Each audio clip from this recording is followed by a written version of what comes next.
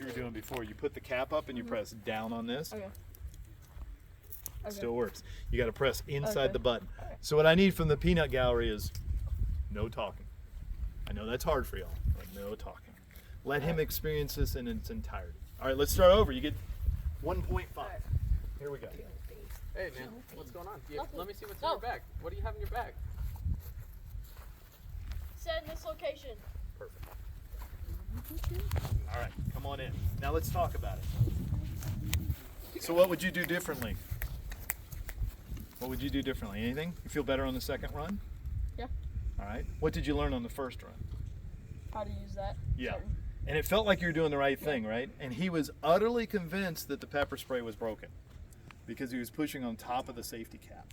And it was up like this, so he never got his thumb in it.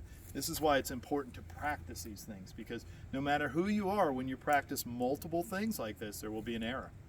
And he was unable to solve it in the first go around. So what we do is let him work through that and then do it again. And the second time, I guarantee inside of his hood, he had his hand on the, he'd already moved this out of the way because he wanted to do well. Now things that you did do really well were what? Talked well, gave pretty good commands.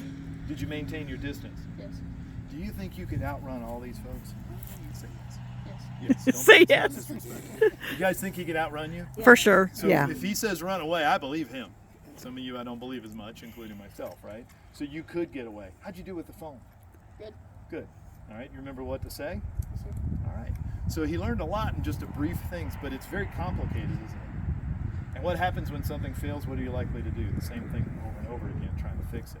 So what we have to do is look at it. Now, every audience wants to do what? Help.